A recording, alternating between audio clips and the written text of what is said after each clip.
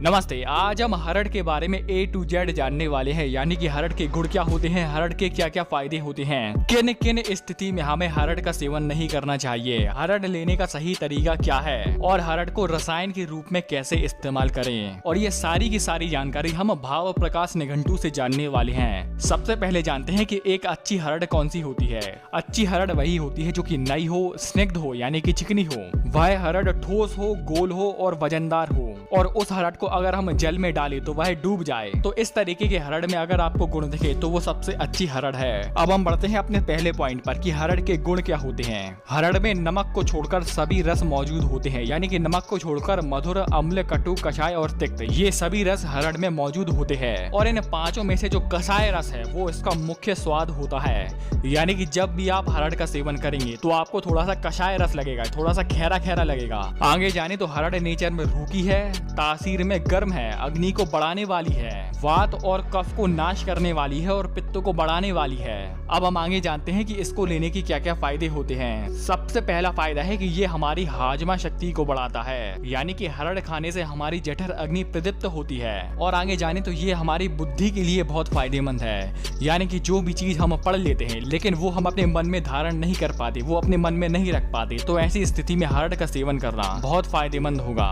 आगे जाने तो हरड़ रसायन है, यानी कि बुढ़ापे में जो रोग आते हैं, जो बुढ़ापे के लक्षण होते हैं तो उसको दूर करती है। आगे जाने तो हरड़ हमारी आंखों के लिए बहुत फायदेमंद है। और आगे जाने तो हरड़ खाने से ये कब्ज की समस्या को नष्ट करती है। हरड़ के बारे में ऐसा कहा जाता है कि भले ही माँ अपनी बच्चे से कुपित हो जाए लेकिन पेट में गई हरड़ कभी भी कुपित नहीं होती, यानी कि जब जब ये पेट में जाती है तो ये पेट के लिए फायदेमंद ही होती है। और आगे जाने तो जिनको स्वर भेद की प्रॉब्लम है, आवाज खुलकर नहीं आती, जो हमारे थ्रोट में कफ जम जाता है उसकी वजह से आवाज खुलकर नहीं आती, आवाज साफ साफ नहीं आती, उस स्थिति में हरड़ खाना बहुत फायदेमंद होता है। और अंत में आपके सामने ये पूरे रोगों की लिस्ट खुल गई होगी। आप वीडियो के खत्म होने तक इसका एक स्क्रीनशॉट लेकर आसानी से पढ़ें। अब हम आगे बढ़ते हैं और जानते हैं कि हरड़ खाने का सही तरीका। इसमें अलग अलग स्थिति में, जैसे कि अगर हरड़ को चबाकर खाई जाए तो ये जठर अग्नि को प्रदीप्त करती है।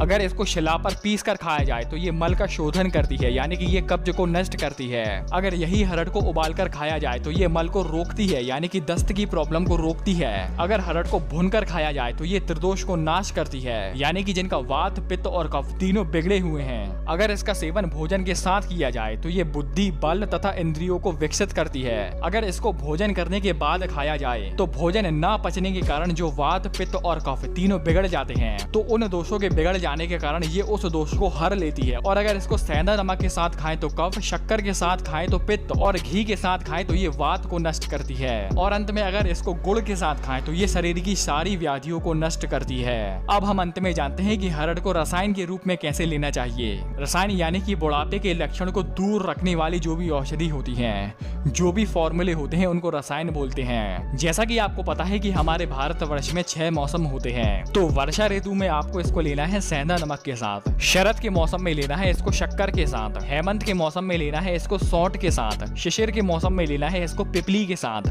बसंत के मौसम में इसको लेना है मधु के साथ यानी कि शहद के साथ, और गर्मियों के मौसम में आपको लेना है इसको गुड़ के साथ। और इस तरीके से अगर आप हरड़ का सेवन करते हैं तो ये हरड़ एंटी एजिंग की तरह काम करती है। तो दोस्तों, आपने वीडियो यहाँ तक देखी, आपका बहुत बहुत आभार, धन्यवाद।